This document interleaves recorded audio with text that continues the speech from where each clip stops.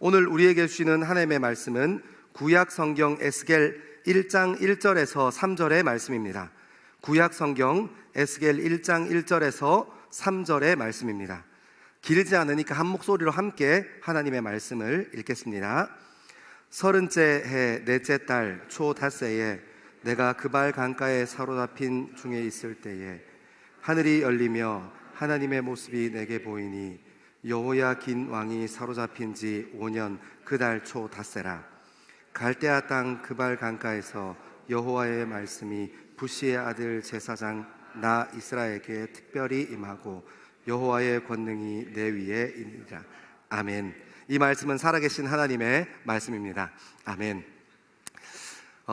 여러분, 제가 올해까지 이제 청년들을 13년 이렇게 만나고 있습니다. 청년들이 저한테 물어요.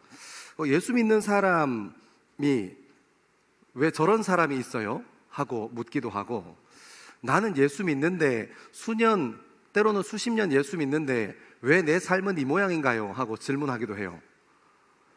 여러분, 그 질문들의 핵심이 뭐예요? 왜 믿는 사람인데 삶이랑 신앙이랑 다를까 하는 고민이에요. 여러분, 그런 고민 안 해보셨어요?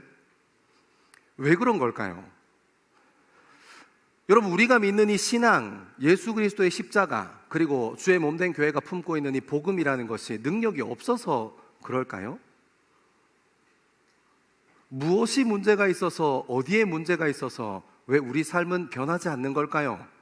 왜 그 사람은 변하지 않을까요? 여러분, 우리 이런 질문을 진지하게 마주하게 됩니다. 근데 여러분, 그거 알죠? 이런 질문도 잠시 원래 우리의 자리로 돌아가요. 우리는 어제 살았던 것처럼 오늘 살고, 한 달 전에 살았던 것처럼 오늘을 살아요. 여러분, 진짜 복음의 능력이 없을까요? 진짜 복음의 힘이 없을까요?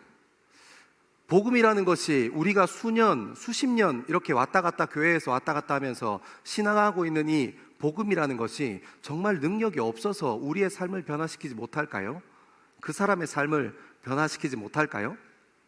아니요, 그렇지 않습니다. 우리 교회가 품고 있는 복음, 하나님의 말씀은 거룩하고 깨끗하게 하는 역동성이 있어요. 그래서 여러분, 실제로 삶을 뒤집어냅니다. 그 복음이 있어서 그 사람의 마음, 우리의 마음을 뒤집어낼 거예요. 예수 믿는데 삶이 안 변했다. 오늘 설교의 끝에 가서 여러분과 함께 고백할 수 있을 겁니다. 예수 믿고 삶이 변하지 않았다. 그럼 어쩌면 내가 가짜일 수 있어요. 우리 오늘부터 한 3주, 길면 한 4주 동안 아이덴티티, 그러니까 정체성이라는 주제를 가지고 같이 한번 쭉 따라 내려갈 거예요. 그리고 이 설교는 여러분들에게 이제 9월 22일부터 시작하는 제자훈련이 시작됩니다. 제자훈련에 여러분들이 좀 동기부여가 됐으면 좋겠고, 그리고 여러분들 그냥 단순히 교회 왔다 갔다 하는 신앙에 머물러 있지 않고 예수 믿는 일 때문에 내 젊음이 한번 뒤집어지기를 소망하는 사람들이 있다면 제자훈련에 함께 했으면 좋겠어요. 반드시 변화될 것입니다. 우리 말씀을 천천히 따라 읽어 내려가면서 우리 교회가 품고 있는 이 복음의 역동성, 그리고 하나의 말씀의 역동성을 함께 천천히 좀 따라 읽어 내려가는 저와 여러분 되기를 소망합니다. 우리 1절에서 3절까지 말씀을 같이 한번 읽겠습니다. 1절에서 3절입니다. 시작. 30째 해 넷째 달 초닷새에 내가 그발 강가 사로잡힌 자 중에 있을 때에 하늘이 열리며 하나님의 모습이 내게 보이니 요야긴 왕이 사로잡힌 지 5년 그 달 초닷새라. 갈대아 땅 그발 강가에서 여호와의 말씀이 부시의 아들 제사장 나 에스겔에게 특별히 임하고 여호와의 권능이 내 위에 있으니라. 아멘. 여러분, 우리가 매일 성경을 쭉 따라 읽고 내려오면서 예레미야서를 지금도 따라 내려가고 있어요. 이제 예레미야의 완전 말미에 도착했습니다. 이제 곧 예레미야서에서 보는 이스라엘은 임박한 멸망을 앞두고 있어요. 근데 우리가 펴서 읽은 이 에스겔서의 본문의 위치는 그 예레미야 선지자의 시대가 지나고 나서 기원전 586년에 바벨론에 의해서 예루살렘 성이 멸망하고 맙니다. 무너지지 않을 것 같았던 예루살렘 성전은 많은 이방인들에 의해서 노략당하고 수치를 경험하게 돼요. 많은 유다에 살았던 사람들은 그 도시와 성읍이 불타는 것들을 눈으로 목도하고, 그리고 그 땅에서 더 이상 살 수 없고 바벨론의 폭력성이 이끄는 대로 지금 이렇게 지금 그발 강가에 이끌려 있습니다. 오늘 말씀을 다시 한번 조금 더듬어 보면 이 에스겔에 처해 있던 이 유다, 포로된 유다 사람들의 이야기를 간접적으로나마 조금 듣고 살펴볼 수 있는데, 같이 한번 성경책에 집중해서 저를 같이 따라오면 좋겠어요. 30채 되던 해 넷째 달 초닷새, 그러니까 30년 4월 5일이란 말이에요. 에스겔을 기준으로 해서 30년 4월 5일입니다. 에스겔은 예전에 있었던 이 예루살렘에 있었던 제사장들은 성인이 되면 이 25세가 되면 성전으로 들어가서 5년간 견습 제사장 시간을 보냅니다. 그리고 만 30세, 오늘 에스겔이 자기의 나이를 밝혔던 이 30세가 되면 제사장으로, 정식 제사장으로 즉위하게 돼요. 그러니까 에스겔의 시작의 말씀이 30년 4월 5일이라는 말은 이 에스겔에게는 굉장히 의미 있는 시간, 의미 있는 나이를 지나고 있다는 것을 우리에게 알려줍니다. 그리고 조금 옆으로 가면 그발강가라는 표현이 있어요. 여러분 그 3장 15절 말씀 한번 띄워주시겠습니까? 3장 15, 에스겔 3장 15절 제가 따로 부탁한 게 있는데 같이 한번 읽어볼게요. 시작. 이에 내가 델아비베에 이르러 그 사로잡힌 백성 곧 그발강가에 거주하는 자들에게 나아가 그 중에서 두려워 떨며 7일을 지내니라. 아멘. 여러분 이 그발강가가 정확하게 어디 있는지는 모르겠지만 델아비비라는 지역, 그러니까 예루살렘으로부터 제가 이렇게 어설프게 한번 쭉쭉쭉쭉 세봤는데 적어도 이 1600km 이상 떨어져 있는 곳에 있어요. 이 델아비비라는 지역에 있는 곳이 어디가 그발강가일 거예요. 이 그발강가가 어떤 곳이었을까요? 포로 수용소 이런 곳이겠죠. 전쟁 후에 포로들을 수용해 놓는 곳, 그리고 포로들을 이렇게 생활할 수 있도록 만들어 놓은 집단촌 이런 걸 거예요. 그리고 이 집단촌의 풍경을 어떻게 표현하냐면 이렇게 표현합니다. 사로잡힌 자 중에 있을 때 자유를 잃어버린 거예요. 완전한 자유를 다 박탈해 버렸습니다. 여러분 저는 이 말씀 묵상하다가 아마 내가 거기에 그 그발강가에 있었던 포로 수용소를 가보지 못했지만, 그 집단촌을 가보지 못했지만 한번 상상해 본다면 아마도 그곳은 북한의 정치범 수용소처럼 출구도 없고 입구도 없는 그런 곳일 수 있겠다. 완전히 자유를 뺏기고 절망 가운데, 참혹한 가운데 사는 그런 곳일 수 있겠다 생각합니다. 그리고 2절 시작을 이렇게 합니다. 여호야긴 왕이 사로잡힌 지 5년 그달 초닷새라. 그러니까 침공당해서 나라가 멸망한 지 몇 년이 지났다는 거예요. 5년 됐다는 거예요. 여호야긴 왕이 포로 생활을 시작한 지 5년 되었다 하고 얘기하고 있습니다. 여러분 5년이라는 시간이 짧나요? 돌아보면 5년이라는 시간이 사실 길지 않은 것 같고, 그때 내가 돌아가면 조금 더 열심히 살았는데 안타까워 하는 그런 마음이 드는 시간이긴 하지만 사실 5년은 결코 짧은 시간이 아닙니다. 5년이면 대학도 졸업해요. 군대 가는 남자들은 못하겠네. 5년이면 대학을 졸업합니다. 아무튼 그만큼 긴 시간이에요. 그 긴 시간을 절망과 참혹함 속에서, 입구도 출구도 없는 그 포로 수용소 속에서, 여러분 그발강가에서 뭐 했는지 제가 너무 궁금해가지고 이렇게 바벨론에 관련된 문헌들, 페르시아 관련된 문헌들 이렇게 쭉 찾아봤어요. 그러니까 옛날에 그 이제 국가사업, 국가기관사업 있잖아요. 이렇게 예를 들어서 그발강가니까 어떻겠어요? 홍수가 나면 옛날에는 이렇게 비가 얼마나 오는지 강우량을 측정하는 기술이 명확하지 않아서 이렇게 홍수가 오면 비가 많이 오면 홍수가 나는 일들이 많았기 때문에 이 농지로, 그리고 사람들이 사는 도시로 이렇게 범람하는 일들이 많았기 때문에 아마 그것들을 보수하고 아니면 개간하는 작업들을 진행하지 않았나. 그러니까 이제 패권 국가였던 바벨론이 자기가 점령했던 식민지의 사람들을, 포로들을 불러서 그곳에서 국가 사업을 진행했을 것 같다 하는 생각을 한번 해보게 됩니다. 아주 강도 높은 자유 없는 그런 국가 사업이 쭉 진행되는 거죠. 그런 시간이 5년이 이렇게 쭉 흘러갔습니다. 여러분 어떻겠어요? 저는 2차 대전사 보면서 그 독일군이 설치했던 홀로코스트, 저는 정말 참담하더라고요. 여러분 그곳에서 사람들은 점점 희망을 잃어가요. 여러분 시간보다 잔인한 것이 없더라고요. 때로는 그 시간이 우리에게 소망을 주고 희망을 주지만 2차 대전사 안에 있었던 그 유대인들, 독일군, 폴란드 그 주변의 일대에 거주했던 이 유대인들은 그 홀로코스트 안에서 그 시간이라는 절망을 맛보면서 죽어갔습니다. 여호야긴 5년 되던 해, 여러분 어땠겠어요? 이 에스겔이 주변에 있는 이웃 중에 누군가는 사업에 끌려가서, 공사에 끌려가서 다시 돌아오지 못한 사람이 있을 것이고, 어떤 사람은 1, 2년 정도 살다가 해방이 오겠지, 언젠가는 우리에게도 희망이 있겠지 하는 시간을 거슬러 올라갔는데도 그 시간 끝에 자유가 임하지 않자 스스로 목숨을 끊은 사람도 있었을 것이고, 때로는 그 어떤 사람들은 참혹함과 절망감 가운데 그 절망감이 온몸으로 스며드는 것들을 기다리고 견디면서, 어떤 사람들은 그냥 인정하고 받아들여버리고 타협하면서 그냥 자유 없이 살아가기를 선택하는 사람으로 살고 있지 않았겠습니까? 근데 그때 3절에 1절은 이렇게 시작합니다.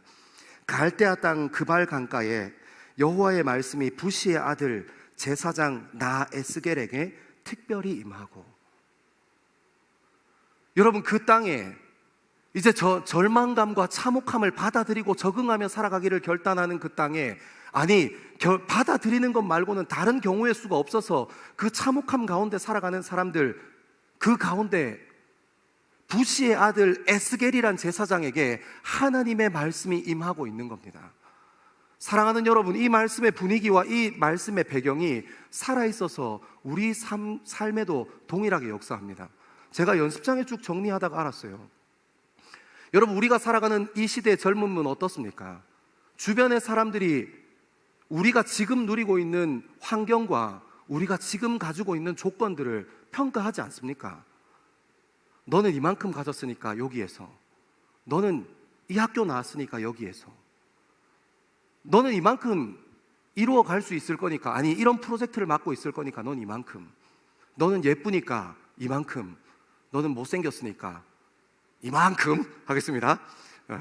아무튼 저 외모 비하하는 사람은 아니기 때문에, 왜냐면 저도 거울을 열심히 보거든요. 아무튼 우리가 가지고 있는 조건과 환경들을 가지고 우리를 어떻게 하려고 해요? 재단하려고 해요. 우리의 한계를 우리 주변에 있는 이 세상이 우리를 향해서 정하려고 합니다. 또 어떻습니까? 우리가 어떤 인생을 살아왔는가를 가지고 너는 이거 이상 될 수 없어 하고 우리의 한계를 단정 지어냅니다. 근데 여러분, 놀랍게도 우리가 그런 얘기를 듣고 있으면 설득이 돼요. 내가 지난 시간에 걸어왔던 시간, 열심히 하지 않았던 내 인생과, 그리고 아버지께서, 어머니께서 정말 사랑의 힘으로 낳아주셨는데 어떻게 하다 보니까 이렇게, 더 이상 얘기하지 않겠습니다. 아무튼 그런 어려움들을 경험하면서 이렇게 우리가 어떤 시간을 걸어왔는가에 따라서 이 세상과 이 세상의 가치를 가진 사람들은 우리의 한계를 규정하려고 해요. 그 밖에 벗어날 수 없을 거야. 우리는 그 얘기가 그럴듯하게 들립니다. 사랑하는 여러분, 전 여러분들에게 질문하고 싶어요. 여러분, 그 안에서 살고 있지 않습니까? 이 세상이 우리에게 한계 짓는 것 안에서, 이 세상 사람들이 우리를 한계 짓는 그 안에서, 그 얘기가 그럴듯하게 들리는 그 얘기들 안에서 여러분의 젊음을 그 안에서 타협하고 참혹함과 절망감을 그냥 받아들이면서 여호야긴 이 포로로 끌려간 지 5년이 되던 해처럼 여러분의 젊음이 사람들이 정해놓은 어떤 틀과 규정 안에서 너는 여기까지밖에 안 돼 하는 한계 안에서 여러분이 살고 있지 않느냐고 질문하고 있는 겁니다. 여러분, 무엇이 다릅니까?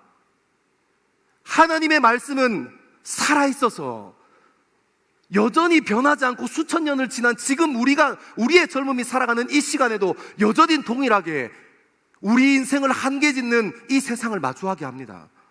유다를 포로로 삼고 한계 짓고 입구도 출구도 없는 곳에 밀어넣어서 잔혹함과 폭력성 안에 밀어넣었던 바벨론 사람들처럼요. 하나도 변하지 않았습니다. 근데 여러분, 이 절박함, 참혹함, 죽음을 이겨낼 수 있었던 원리에 대해서 에스겔이 어떻게 생각하는 겁니까? 여러분, 예루살렘 성전에 있었던 제사장들은 혈통에 의해서, 그러니까 아버지가 제사장이어야 내가 제사장으로 살 수 있었습니다. 그렇다는 말은 뒤에 제사장 나 에스겔이라는 표현을 보면 부시의 아들이라는 것, 그러니까 어떤 얘기하고 싶은 겁니까? 에스겔이 이 얘기하고 싶은 겁니다. 예루살렘 성전에서 제사장으로서 성실하게 복무했던 위대한 제사장이었던 부시의 아들이 바로 나야. 여러분, 내가 누구인가를 규명하고 있는 겁니다. 그리고 또 어떻게 얘기합니까? 제사장 나 에스겔이라고 표현합니다. 여러분 25세에 참혹한 그 혈기왕성한 젊음에 참혹한 그 포로 생활을 시작하며 지난 5년 동안 에스겔은 25세의 견습 제사장으로 예루살렘 성전에 들어가서 그 자리에서 견뎌냈던 것처럼 오늘 30세가 되는 이 자리에서 에스겔은 제사장 나 에스겔이라고 떳떳하게 고백하고 있는 것입니다.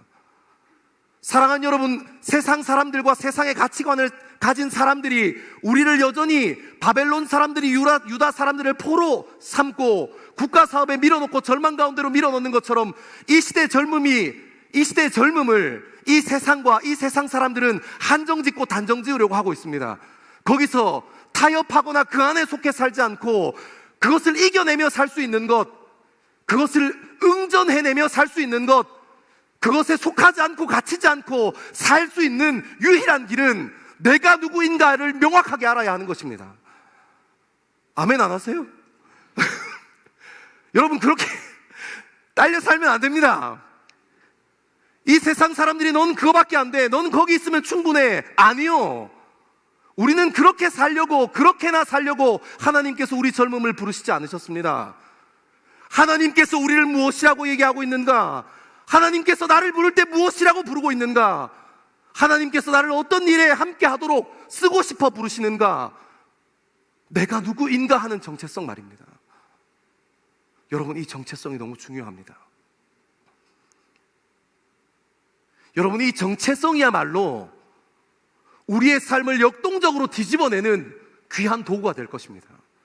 여러분 그래서 들려오는 민족에게 선포되어졌던 그 하나님의 말씀, 역사 가운데 선포되어졌던 그 하나님의 말씀, 그 말씀이 그냥 역사 가운데 선포되어진 말씀, 이스라엘 민족 가운데 선포되어진 말씀이 아니라 내 말씀으로 임하고 들리기 시작해야 합니다. 여러분도 하나님의 말씀이 내게 들리지 않으면 하나님이 나를 누구라 부르시는지 알 수 없고 하나님이 나를 누구라 부르는지 알 수 없으면 수많은 그 참혹한 절망 가운데, 참혹함 가운데 살아가는 포로로 살아가는 유다 백성들과 다르지 않게 우리 인생을 살아가게 될 것입니다. 이 세상에 휩쓸려서 남들이 술 먹으면 같이 술 먹고, 남들이 담배 피면 같이 담배 피고, 남들이 뭐 쾌락에 빠져서 허우적거리면 세상 사람들과 똑같이, 교회 안에 있는, 복음 안에 있는 커플들도 똑같이 세상 사람들과 같이 연애하고, 가정을 이루어서 자녀를 키우면 똑같은 이야기하면서 자녀를 길러가고,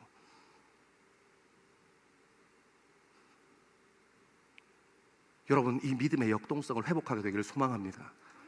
여러분 우리의 정체성을 다시 한번 회복하게 되기를 소망합니다. 너무너무 중요한 문제입니다. 우리 인생이 걸린 너무너무 중요한 문제입니다. 여러분, 여러분의 말씀이 여러분 귀에 들리게 되기를 소망합니다. 그러면 한 걸음 더 나가봐야죠. 저는 또 이상주의자는 아니거든요. 되게 현실적인 사람이라서.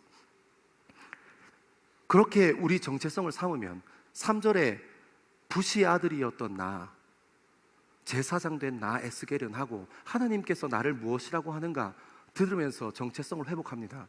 그것을 통해서 제사장으로서의 정체성을 가지고 한 걸음 한 걸음 살고 있는 에스겔을 발견합니다. 그래서 믿음을 품었더니, 복음을 품었더니, 하나님의 말씀이 들렸더니 인생이 변했습니까? 아니요. 2절은 여전히 에스겔 1장의 2절의 말씀은 수천 년이 지난 지금에도 여전히 똑같이 기록되어 있습니다. 여호야긴 왕이 포로로 끌려간 지 5년 되던 해에. 어쩌면 여러분 이 말씀 앞에서 여러분은 질문하고 싶을지 모르겠습니다. 하나님의 말씀을 품으면 변한다면서요, 이겨낼 수 있다면서요, 응전할 수 있다면서요, 견뎌낼 수 있다면서요. 그런데 환경과 주변의 것들이 아무것도 변하는 것이 없는데 그것이 어떻게 변한 것입니까? 어쩌면 이렇게 저에게 질문하고 싶을지 모릅니다. 아니요, 변했습니다. 여러분 제가 이 얘기하면 여러분도 금방 이해할 겁니다. 환경만 변하지 않았을 뿐 모든 것이 다 변했습니다. 무엇이 변했습니까? 우리 주변에도 그런 사람이 있습니다. 간증을 입술과 삶에 실은 사람들이 있습니다. 여러분 하나님의 말씀을 품어도 어쩌면 여러분의 인생은 휘황찬란하게 변하지 않을지 모릅니다. 형통하게 여러분들의 인생이 세워지지 않을지 모릅니다. 하지만 여러분, 하나님께서 하나님의 복음을 깨닫고 하나님의 음성이 들리고 자기의 정체성을 회복했음에도 불구하고 환경과 상황을 열어주시지 않는 이유는 환경은 중요하지 않기 때문입니다. 그 안에서 역동성을 가지고 회복하며 살아가는 사람, 그런 사람 입술에 간증이 실려 있습니다. 그런 사람들의 삶에 간증이 실려 있습니다. 그런 사람들의 손끝과 발끝에 능력이 실려 있습니다. 사랑하는 여러분, 환경에 좌우되지 않게 되기를 소망합니다. 여러분, 정체성을 바르게 확립한다는 것은 환경과 상황과 조건이 바뀌지 않은 그 절망 가운데 있어서 다르게 살아낼 수 있는 것은 하나님 나라의 가치와 하나님의 통치, 하나님의 섭리가 내 삶을 인도하실 것이라는 믿음과 확신 때문에 간증을 입술에 달고 가슴에 담고 삶으로 담아가며 살 수 있는 것입니다. 사랑하는 여러분, 저는 여러분이 좋은 환경, 그럴싸한 환경 가운데 살고 그냥 안정감을 누리며 평안하게 살게 되기를 원하지 않습니다. 여러분이 어디에 있던, 누구와 함께 있던, 무엇을 만나던, 어떤 일을 하고 있던 상관없이 여러분의 삶이 간증으로 차고 넘치는 삶으로 살아가는 젊음 되어지기를 소망합니다. 여러분, 선택하세요. 어떻게 사시겠어요? 여러분은 언제까지 세상 사람들이 얘기하는 것처럼 조금 더 큰 평수의 아파트에, 조금 더 나은 차에, 조금 더 바퀴 크면 안전한 그런 차에 여러분의 젊음을 거시겠습니까? 아니요, 그렇지 않습니다. 환경은 중요하지 않습니다. 저는 여러분들의 삶이 말씀이 들리고 말씀 앞에 깨어 있어서, 그리고 여러분의 정체성을 다시 한번 중심 세워서 여러분이 어디에 있든지 누구와 함께 있든지 상관없이 역동성을 회복하는 젊음 되기를 소망합니다. 여러분, 제가 어릴 때 그 생각했어요. 저희 아버지는 항상 말보다 주먹이 빠른 분이었습니다. 유도 5단이었어요. 아버지 죄송합니다. 아버지가 48세에 저를 낳으셨어요. 능력도 좋으시지. 제가 아버지를 기억하는 처음은 50대 중반이에요. 이해하시죠? 48에 낳았으니까 얼마나 힘이 좋아요. 아버지 50대 중반 그 언저리, 제가 학교 다니고 있었던 때로 기억하니까 뭐 초등학교 4, 5학년 그때쯤 됐겠죠. 동네 양아치 몇 명이, 저희 아버지가 슈퍼에서 담배를 사서 나오는데 그 동네 청소년 양아치 몇 명이 아저씨 담배 한 갑 사주면 안 돼요? 하고 얘기했습니다. 저희 아버지께서 제가 아까 말씀드렸지만 말보다 행동이 빠르신 분이거든요. 그러더니 뚜벅뚜벅 걸어가셔서, 여러분 50대 중반의 아저씨가 그 볼볼이 오토바이 알죠? 이걸 이렇게 잡으시더니 들고 던지시더라고요. 저는 그거 어릴 때 아무나 다 하는 건 줄 알았어요. 그 제가 20대 때 오토바이 타는 친구의 그 볼볼이를 잡아서 들어왔는데 꿈쩍도 하지 않았습니다. 여러분, 저희 아버지가 그런 분이세요. 여러분, 제가 그런 분 밑에 자라서 얼마나 많이 혹독한 시간들을, 어린 시절들을 보냈겠습니까? 그죠? 네. 근데 여러분, 제가 예수 믿고 나서 복음의 능력을 알고 목사로 살기로 결정하고 신학교를 가기로 결정했는데도 아버지가 돌아가시지 않더라고요. 아니면 아버지가 막 할렐루야 할렐루야 하고 집사님이 되시지 않더라고요. 저는 그 안에서 또 아버지가 돌아가실 때까지 남은 시간들을 아버지와 함께 보냈습니다. 여러분, 그러니까 제 삶이 역동성이 있던데요. 아마 우리 아버지가 잘 믿는 집사님이었거나 장로님이었다면 저는 어쩌면 그렇게 하나님 앞에 매달려서 간절하게 살지 않았을지도 모르겠다는 생각을 해봅니다. 사랑하는 여러분,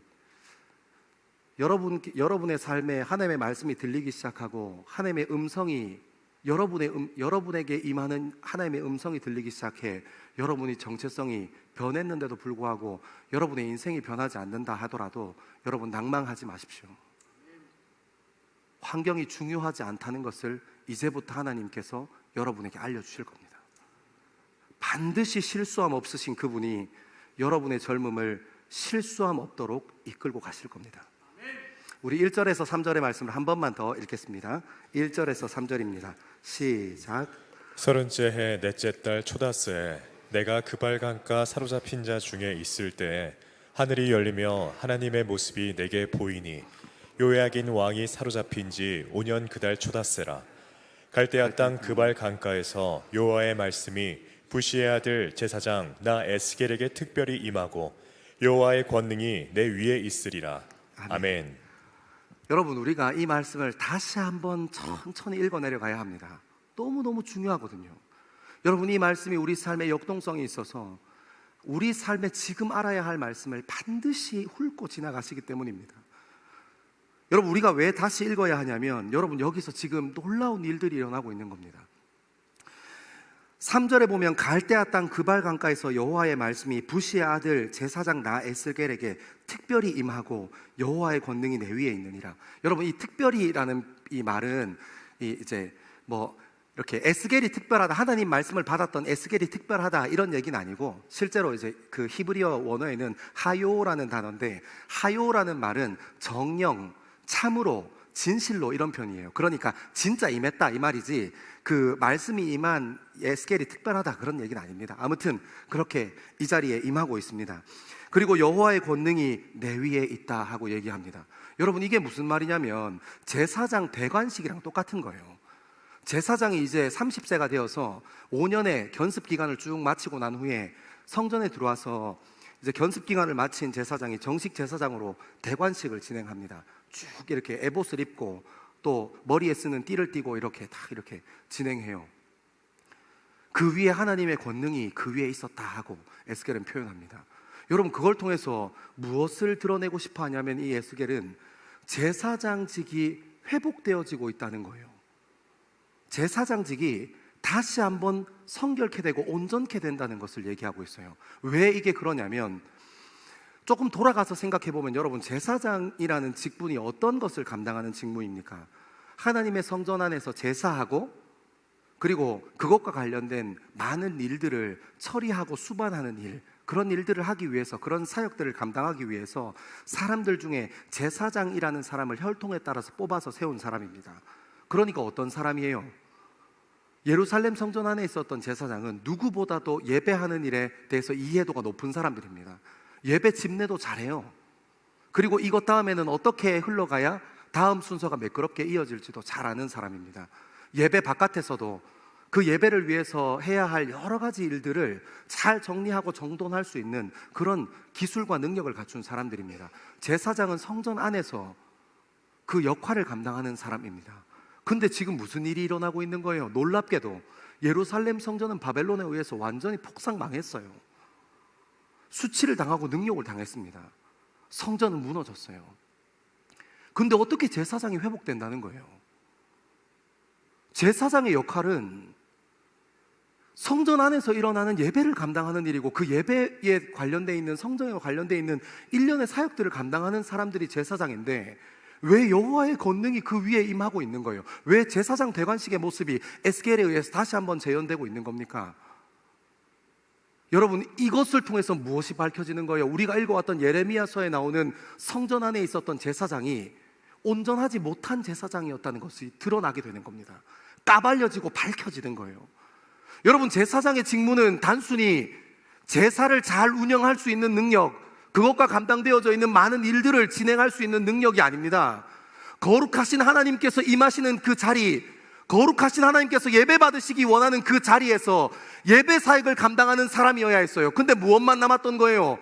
예레미야 선지자가 성전뜰에서 계속 외칩니다. 하나님께로 돌아가야 한다, 하나님께로 돌아가야 한다.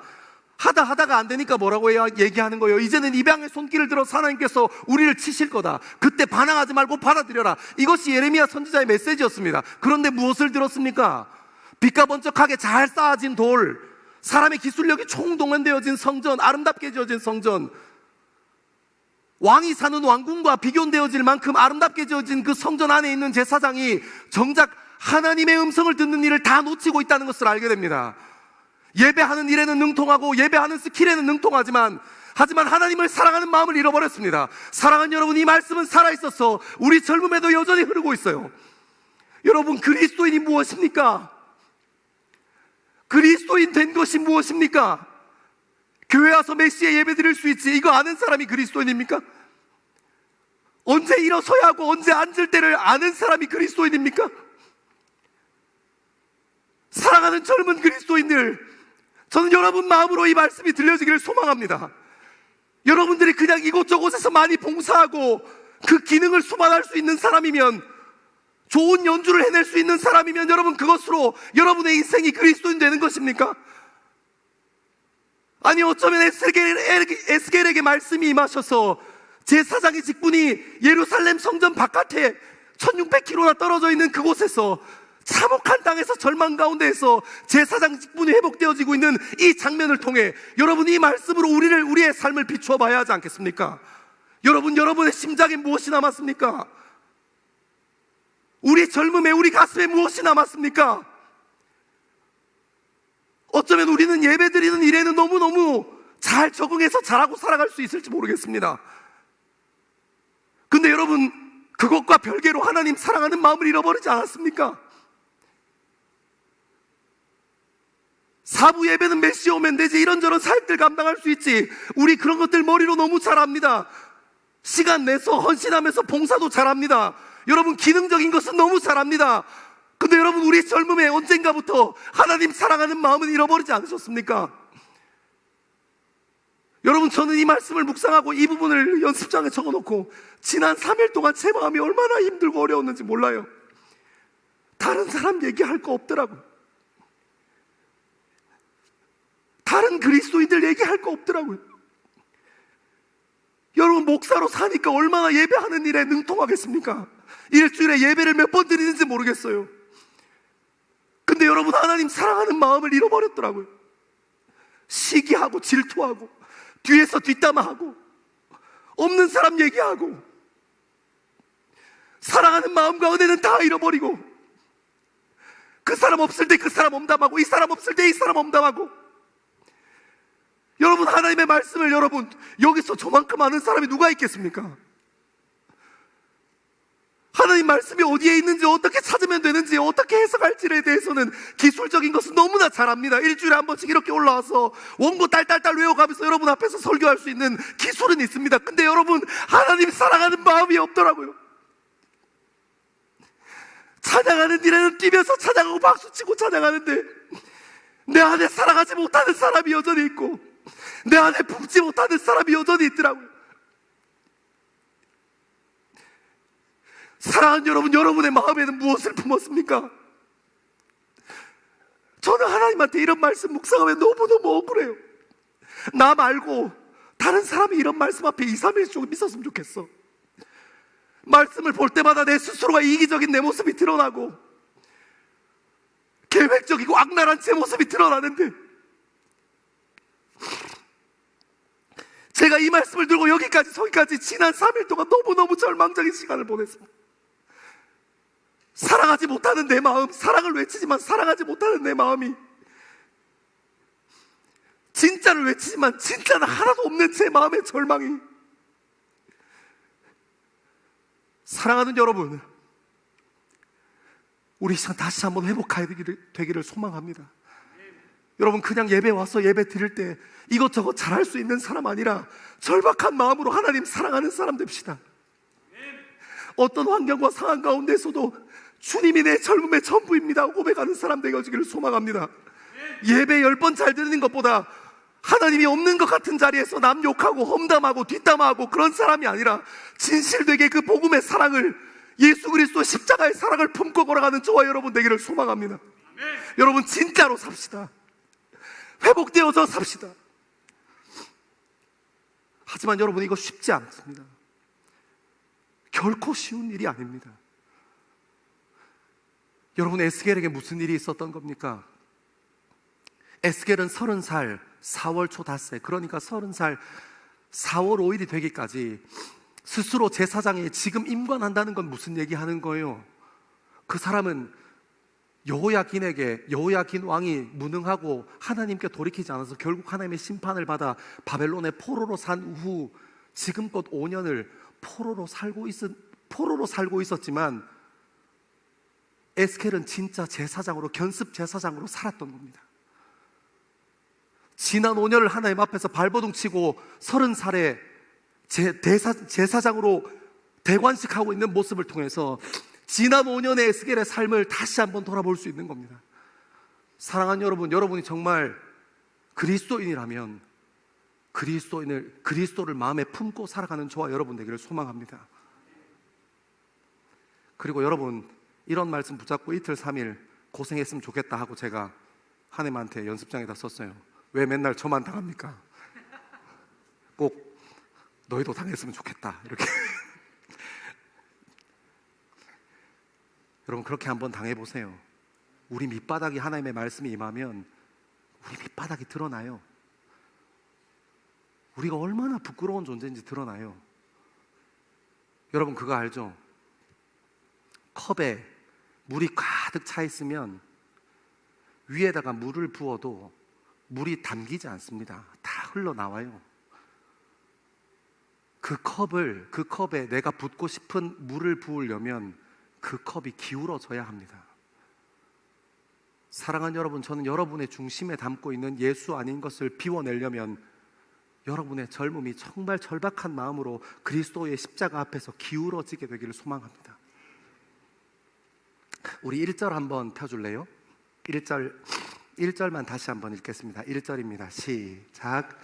30째 해 넷째 달 초다새에 내가 그발강가 사로잡힌 자 중에 있을 때에 하늘이 열리며 하나님의 모습이 내게 보이니. 아멘. 아멘.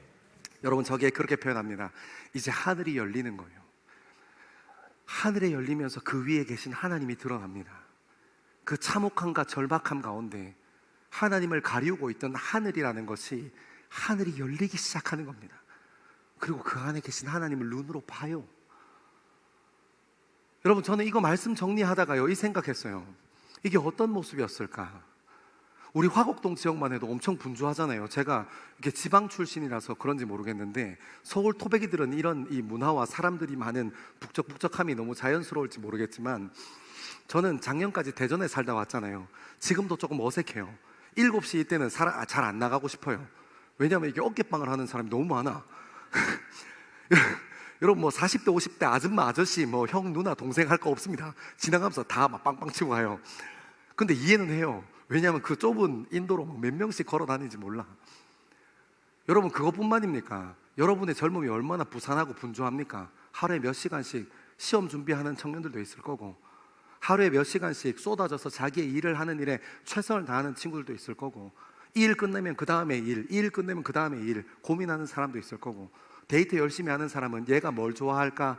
얘랑 뭘 먹으러 가면 기뻐할까? 이런 것 때문에 막 고민하고 부산하게 이렇게 시간을 보내고 있다가 여러분 마치 하나님께서 우리에게 창조해 놓으신 대자연을 보는 데 느낌. 제가 사진 몇 개 준비했거든요. 한번 띄워줄래요? 나이아가라 폭포부터.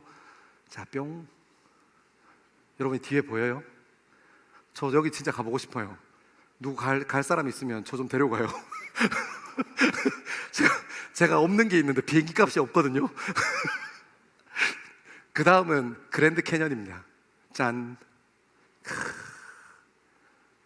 너무 아름답지 않아요? 그 다음은 하나님께서 창조하신 우주입니다. 저게 사실 용희 청년이 찾아준 건데 제임스 웹이 올라가서 찍은 거래요. 여러분 하나님께서 제가 고등학교 2학년 때 그 칼 세건이 썼던 코스모스 책 읽으면서 이렇게 하나님께서 창조하신 방대한 우주에 점 하나만도 못한 이 지구 안에서 참 인종과 인종, 민족과 민족, 사상과 사상, 이념과 이념, 이데올로기와 이데올로기가 나눠서 참 치열하게도 싸운다 생각했던 시간들이 있어요. 여러분 분주함에서 조금만 벗어나 보면 나이아가라 폭포도 그리고 그랜드 캐년도 그리고 하나님께서 만들어주신 이 아름다운 별 은하가 한 2천억 개 이상 있대요 우주에. 근데 그 2천억 개도 관측 가능한 우주 안에만 은하가 2천억 개 있대요. 그리고 마지막 짠 하늘에서 비춰 쏟아지는 빛입니다. 자, 저렇게.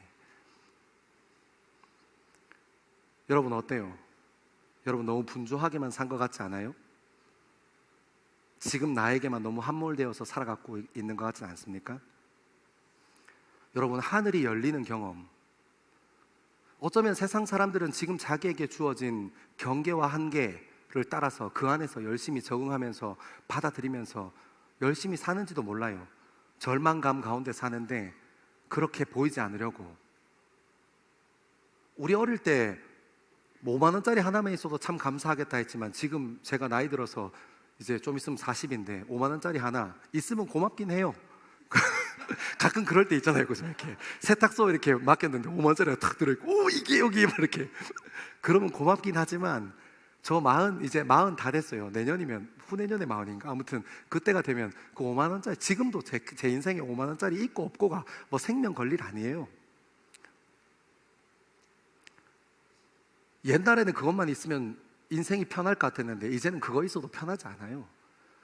여러분이 여러분의 인생을 어떻게 계획하고 그곳에 가면 내 인생이 편안해지겠지 하고 계획하고 생각하고 있다면 꿈 깨세요. 그곳에 가면 그곳에만 또 피곤한 일이 있어요. 내 인생에 함몰되어 있는 게 아니라 이렇게 하늘이 열리는 경험이요, 하나님께서 만들어주신 대자연 앞에 무력한 존재로 한번 서보는 거예요. 하나님의 위대하심이, 하나님의 절대적이심이 얼마나 크고 넓은지 아는 거예요. 그것이 우리를 어떻게 합니까? 우리의 시선을 바꾸어내고 옮겨냅니다. 사랑하는 여러분, 하나님의 말씀이 임하면, 하늘이 열리고 그 하늘 너머에 계신 하나님이 눈에 보이면, 아까도 얘기했지만 역사에게 선포하시는 그 하나님 말씀이 아니고, 민족에게 선포되어지고 있는 하나님의 말씀이 아니고, 지금 내가 살아가는 이 일상생활의 분주함 속에서 하늘이 열리는 경험이요, 그 너머에 계신 하나님을 발견하는 경험이요. 그래서 여러분, 그 하나님의 말씀이라는 것이 우리의 시선을 뒤집어내고 옮겨냅니다. 어디로요? 우리가 처해 있는 이 절박한 삶의 현장이 아니라 하나님 나라와 그 뜻을 향해서 하나님께서는 우리의 시선을 옮겨내시는 분이에요.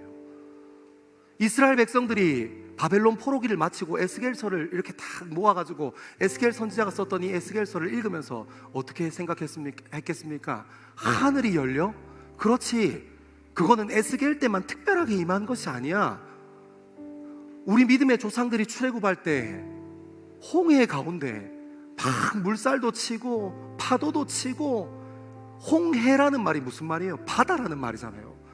이거를 들어가지도 나가지도 못하는 막 이런 절박한 환경에 그곳에서 무엇이 임하기 시작했어요? 하나님이 그곳에 홍해 가운데 쏟아지기 시작하는 거예요.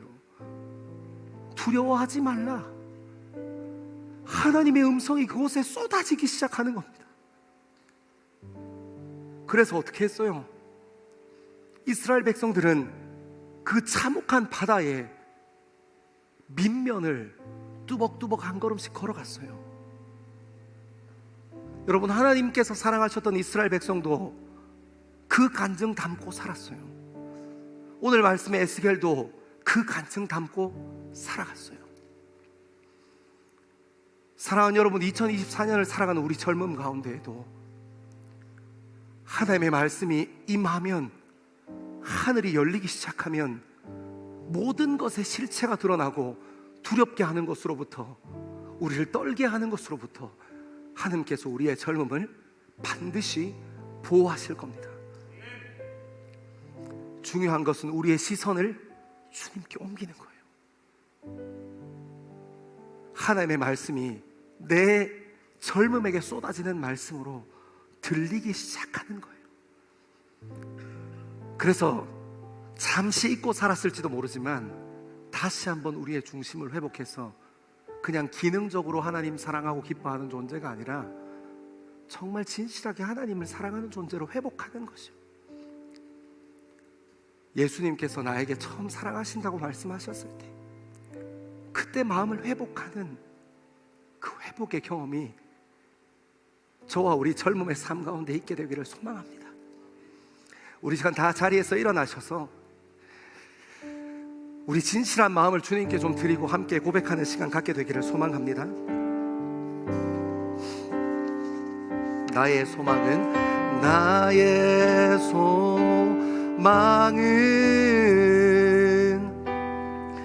주 경외함,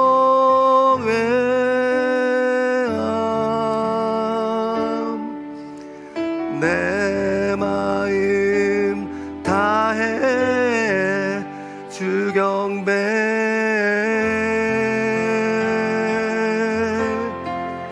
내 안의 모든 것, 내 안의 모든 것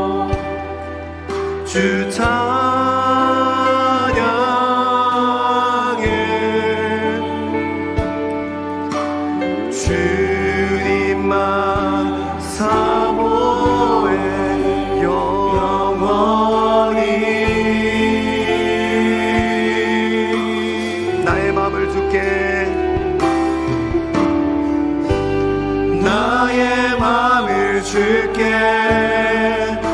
내 영을 주님께 나 주 위에 살리 살아있는 동안 어느 순간에도 나 주님만 나의 맘을 줄게 나의 맘을 줄게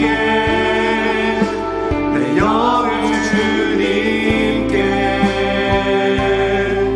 나 주 위에 살리 살아있는 동안 어느 순간에도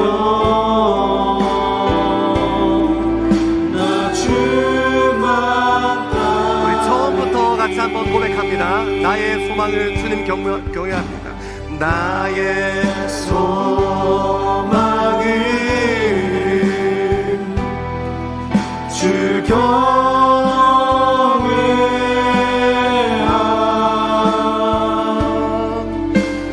내 마음 다해 주 경외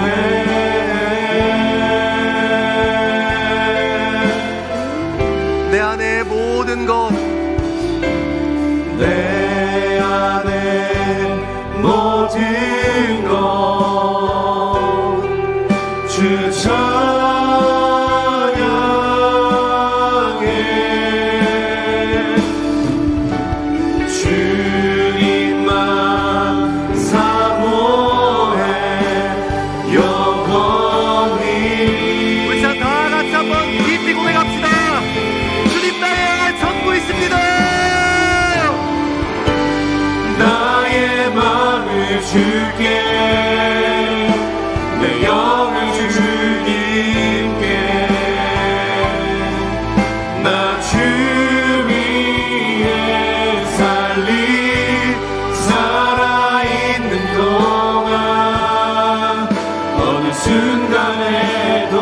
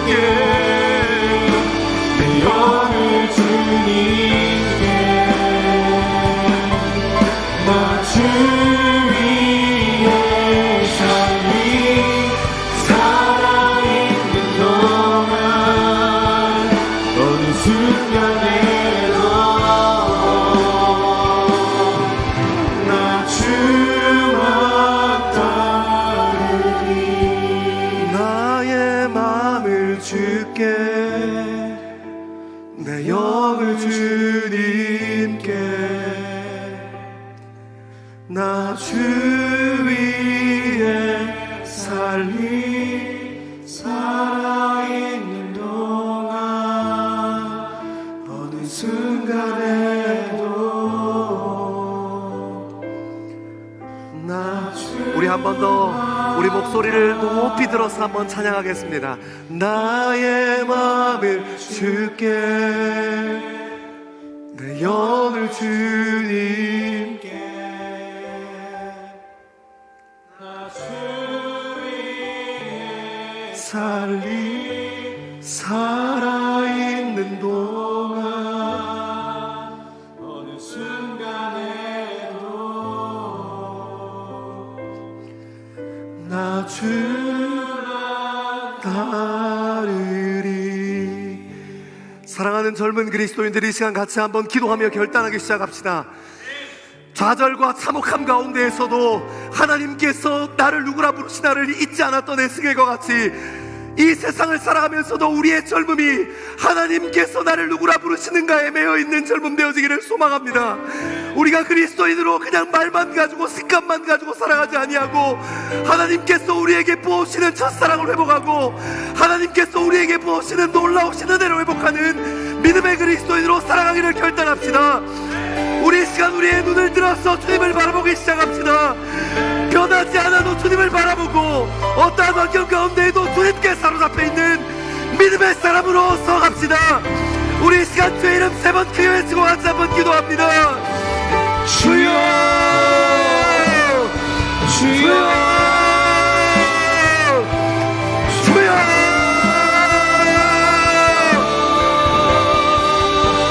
아버지 하나님, 우리의 삶을 붙잡아도 없소서. 아버지 하나님, 우리의 젊음을 붙잡아도 없소서.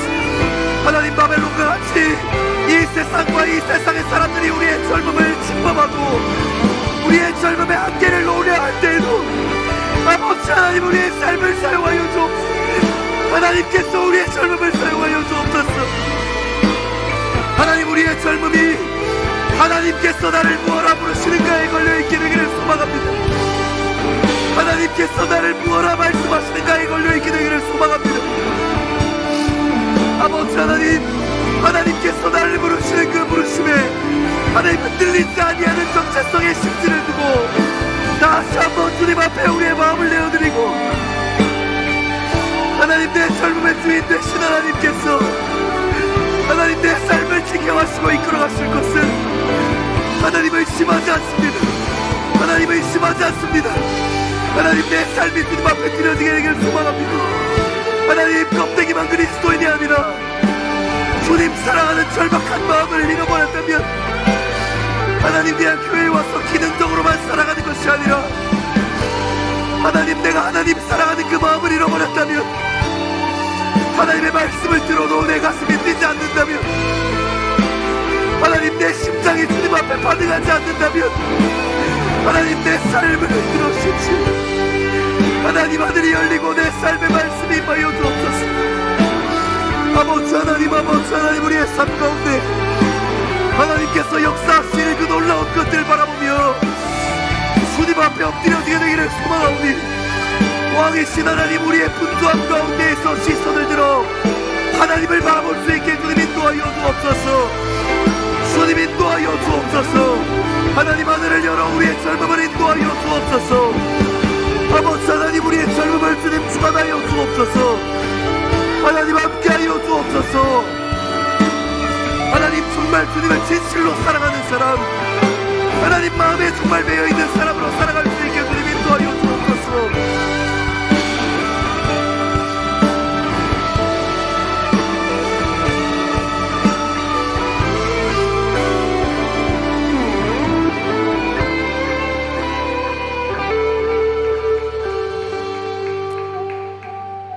우리 시간 다시 한번 기도하실 때는 성령 하나님의 인도하심을 구하며 잠잠히 우리의 기도를 성령님께서 인도하실 수 있도록 한번 내어드리는 시간 갖게 되기를 소망합니다.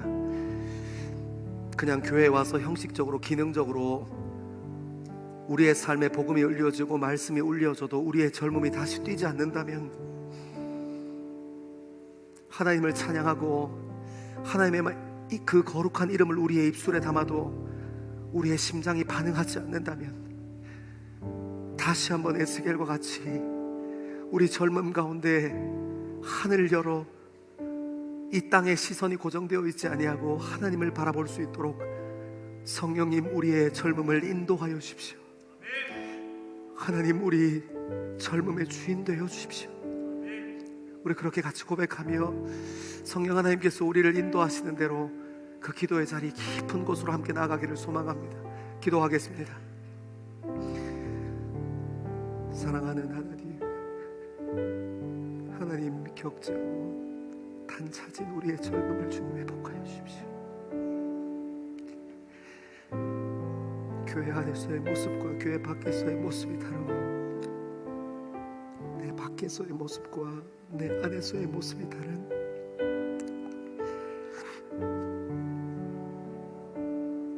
그런 우리의 마음을 주님 돌이켜 주십시오. 하나님 정체성을 명확하게 하고 함께 말씀으로 훈련받는 공동체 되게 주님 인도하여 주십시오. 다시 한번 주의 이름에 내 가슴이 뛰게 하여 주십시오. 그 예수 그리스도의 거룩한 이름에 그 가장 존귀하신 그 이름에 우리의 심장이 다시 한번 뛰게 하여 주십시오.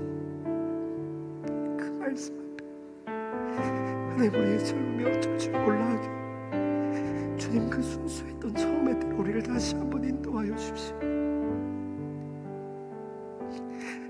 아버지 하나님 우리를 인도해 주십시오. 하나님 우리의 삶을 인도해 주십시오. 주님 우리의 젊음을 인도하여 주십시오.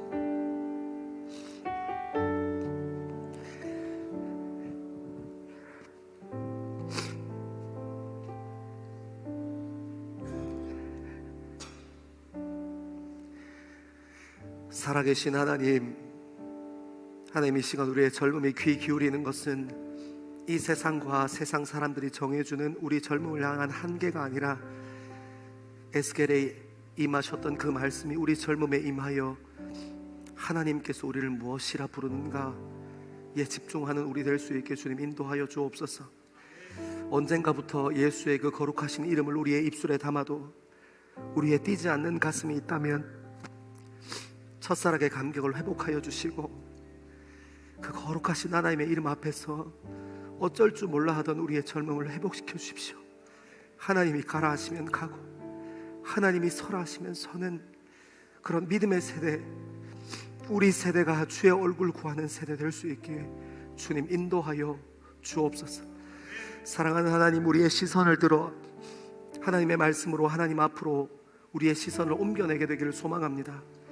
이제 9월달이 시작되면 제자 훈련을 준비할 텐데 말씀으로 살아내기 소망하는 젊은 그리스도인들을 모아주시고 함께 믿음으로 동력하며 쉽지 않은 이 세상에서 그리스도인으로 사는 놀라운 기적과 간증을 우리의 젊음과 우리의 입술에 담아 주옵소서. 감사합니다. 이 모든 말씀을 사랑하는 예수 그리스도 이름 받들어 기도합니다. 아멘. 죄성에 가득 찬 우리의 젊음에 하늘이 열리고 하나님의 말씀이 임하기를 소망하는 젊은 그리스도인들 위해 예배를 사모하여 하나님 앞으로 나온 하나님의 백성들 위해 하나님께서 선포하신 복을 선언합니다. 여호와는 내게 복을 주시고 너를 지키시기를 원하며 여호와는 그의 얼굴을 내게 비추사 은혜 베푸시기를 원하며 여호와는 그의 얼굴을 내게로 향하여 드사 평강 주시기를 원하노라. 아멘.